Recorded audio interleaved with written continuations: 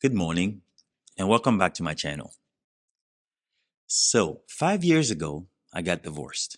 At the time, if someone would have told me that 5 years later I would still not be remarried, I would have told them that they're crazy because I felt like, and again, unlike other people that get divorced, I enjoyed being married.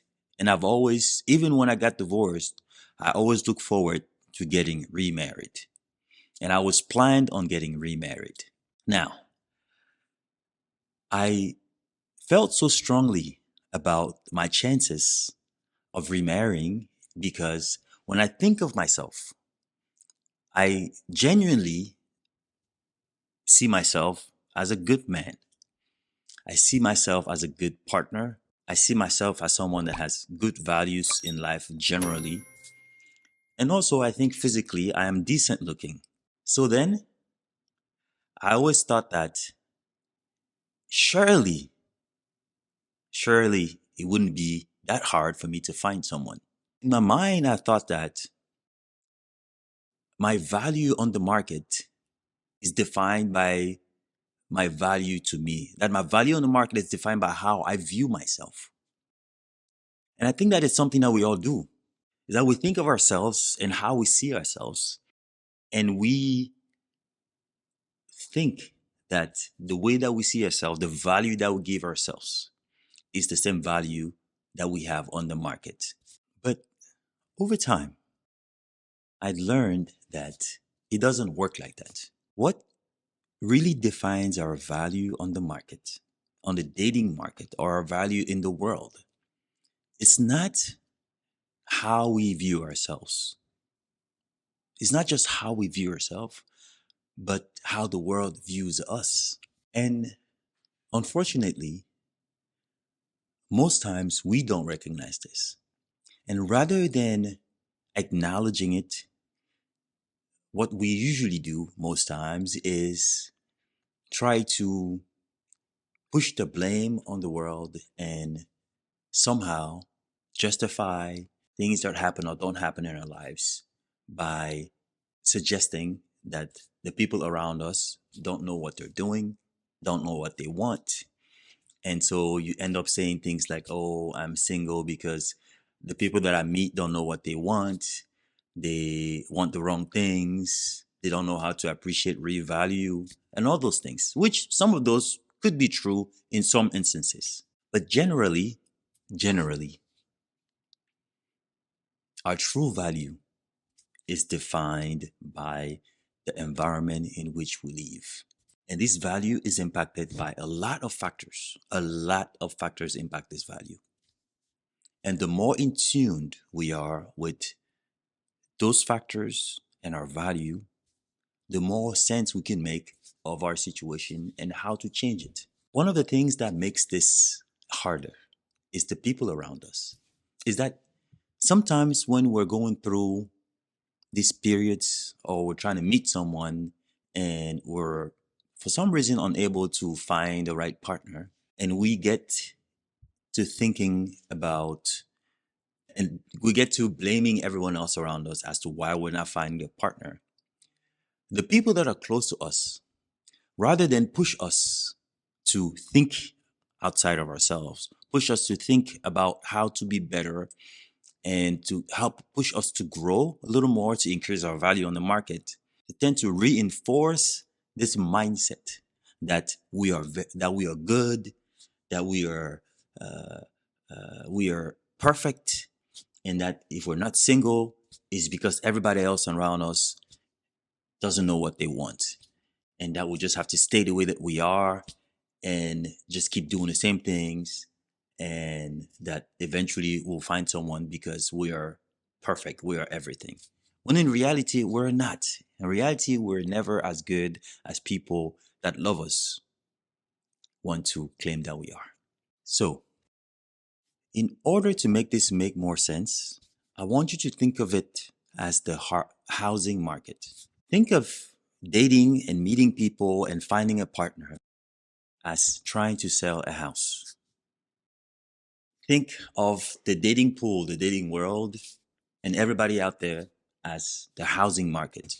In the housing market, the price of houses is defined by the market. There's nowhere that you can go and find the price of a house because the value of a house is determined by the market at the specific point in time. At the market at specific time. And the same is no different from us. Our value in the market, in the dating market, is defined by the market. And the reality is that whether we want to admit it or not, no good house, no good house that is well priced is going to stay on the market for too long. It just doesn't work like that. No good house that is well priced is going to stay on the market for too long. And it's no different from us.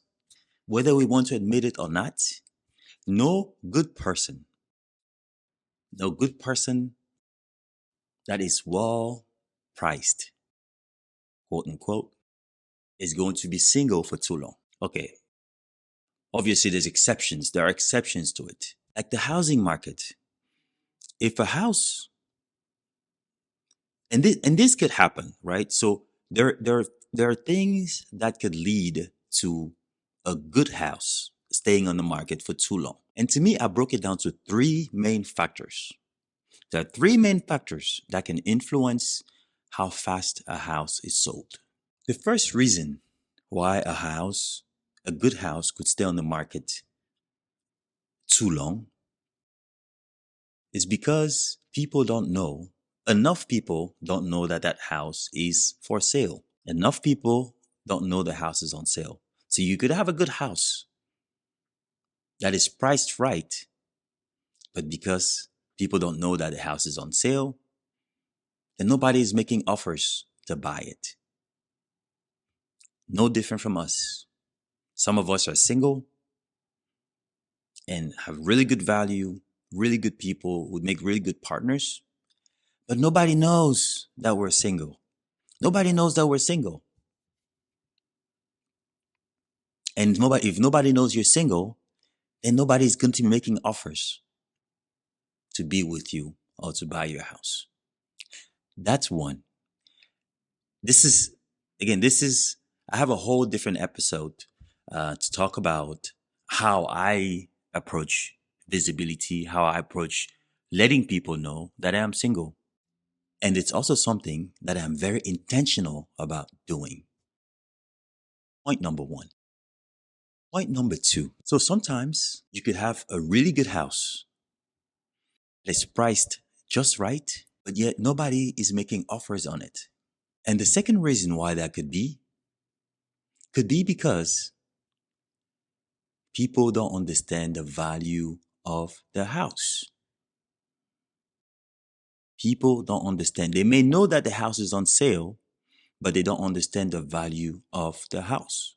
And how do you help them understand the value of the house? You give them access to the house in different ways, either by making flyers about the house and describing, what makes the house so valuable, or by giving people the opportunity to do walkthroughs. Now, this is, as I was writing this particular point, this is one aspect that I would probably not transfer from a house to people literally. So maybe you should not be out there giving everybody walkthroughs of you just so they can get to learn you. This is just so they can get to know you. So don't be giving people walkthroughs of you. However you want to understand that, I think you get the point. Now, I digress. So as I was saying, sometimes you can give people walkthroughs of a house so they can get to walk around the house and really appreciate the value of the house. Same in our personal life. People might know that you're single, but they have no access to you. They have no way to really see who you are and really appreciate your value. And sometimes you have to show people your value in different ways. It could be through interactions, going out and meeting people and talking to people. It could be through your social media page, right? The things that you write about yourself, the pictures of yourself that you show, or just anything else. Or even just going on dates and getting to open yourself up a little bit to people. That is something else that you can do, that we can do to help people understand our value. Third point, a third reason why a house could be a good house but doesn't sell is because the house is overpriced. It could be because the house is overpriced compared to the market. And then the market is telling the owner of that house that your house may be nice, but it's not worth what you're asking for. That's no different from us. I think some of us are good people, but then on the dating market, we overvalue ourselves. And so we're asking for a value that we don't have. It's like trade by barter. It's like trade by barter. At the time when people didn't have money, when there was no money, people exchanged goods for goods. And the only way to get someone to trade with you is that you had to give them something of equal value.